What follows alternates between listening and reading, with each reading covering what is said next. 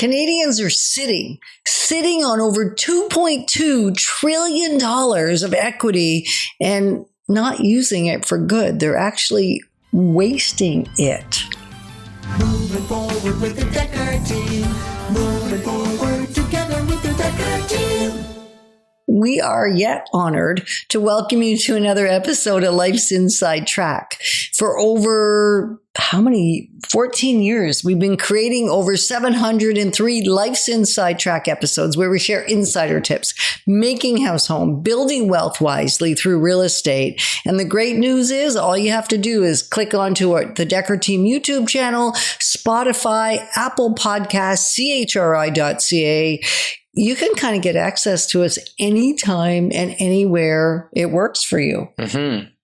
And we're going to quickly touch on some ideas of where you can use leverage to increase your wealth building, because it's not just about saving. Like, saving's a key component. Don't get me wrong. Because we started by giving first. Mm-hmm. And then we moved to saving, because until we started giving, we couldn't seem to save. Mm-hmm. And then we started saving, and then we started saving for investing, not just saving for purchases. Mm-hmm. Two totally different things. And then we started letting our money work for us, waking up often the lazy asset that's sitting inside our house, right? Our house being somewhere where we're taught, I think many of us were taught, get rid of the mortgage, get rid of the mortgage, hurry up, get rid of the mortgage, get rid of the mortgage, get rid of the mortgage, which we did. And then we realized that equity sitting there, if done correctly, wisely, with the right guardrails, with the right framework, could actually grow our wealth, generational wealth, and provide a safe place for other people to live that they couldn't necessarily get otherwise, because we knew we would be great landlords and still are. Yes. We haven't stopped that journey. And it's not about amassing gross amounts of wealth for the purpose of the wealth. It's about what good the wealth can do. Can you give more? Can you share more? Can you teach more? What are the other things you can do? And can you relieve a burden from someone else so that in your potentially our senior years, which are closer than we'd like to admit, we are considered seniors yet. No, not yet. Anyway. In some books we are, but not at all. Anyway, we don't want to be a burden on anybody else in our latter years. Let's change it from senior years to latter years. And so by being wise with the money that we've already been entrusted with and leveraging it appropriately, we can do good with it, not just for ourselves, but for those that we love, and for charity, for giving away. Yeah.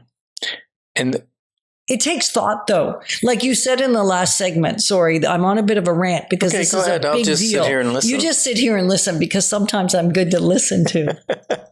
The idea that we as Canadians tend to spend more time planning a vacation than we do planning our investments. That's like a jaw dropper. That's sad. We certainly have it the other way around. We don't spend hardly any time planning our vacation. I know. And if somebody else would do it for us, all the better. We'll go with you and you can plan it and we'll just show up. That works great for me. However, that we're not typical. We're a little odd. Yeah. $2.2 trillion. I have no way. I can't fathom. Neither can I. That amount of money, but I know it's a lot. And maybe you're sitting on some asset, some equity in your home. You know, you've owned your home 5, 10, 15 years, and there's a bunch of equity that's piled up in there. And it's just sitting there going up how much the market is going up. So whether that's or going down a little bit, down or up, yeah. So the last couple of years, we've been like 1%, 2% kind of range. So that equity is not growing quickly. And that's on average. right? So some areas have gone down, some have gone up a little bit. On average, Ottawa, if you look at a 50-year swath, we're at about 4 to 5% per year, year over year.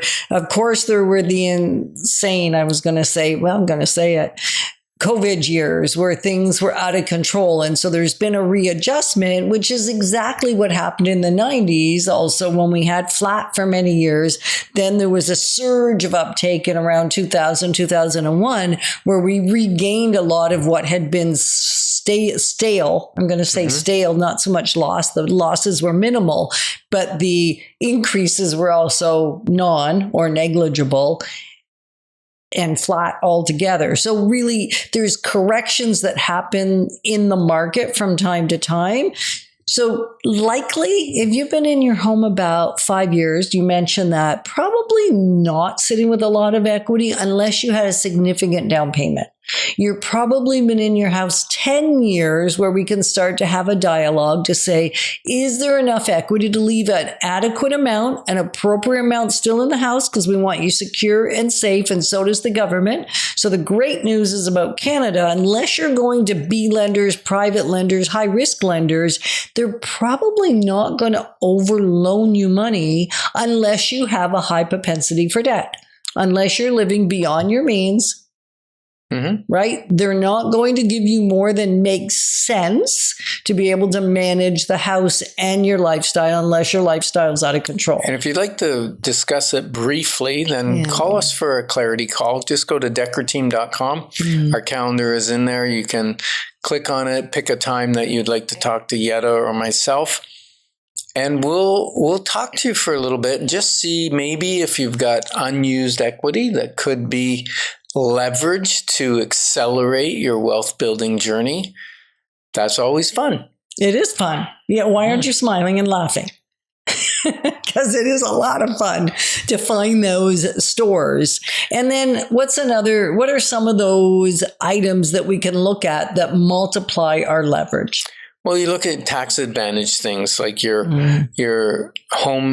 first time home savings account, your TFSAs, your tax-free savings account, your RRSPs, your RRESPs. And if you don't understand all those acronyms, then that means time to spend a little bit more time learning about investments and a little less time doing something else.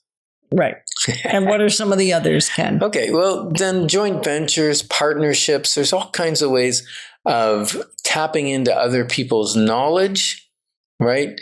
You can get a consultation. You can leverage professionals, pay for advice. That is one of the things that we strongly advocate for. Great advice only. Yeah. And we find experts who have done what we want to do, or they're experts in their field. They've been there for a long time. They know exactly what's going on in that category of investment. And then pay for their advice, because for me to try and develop that knowledge take me months, years. So why not just pay a little bit of money and get all that knowledge? And I'm going to say begin by reading 10 financial books. And maybe the first one is The Wealth Formula. If you haven't already read it, it's a great thing to get good knowledge before you begin to take action. Yeah.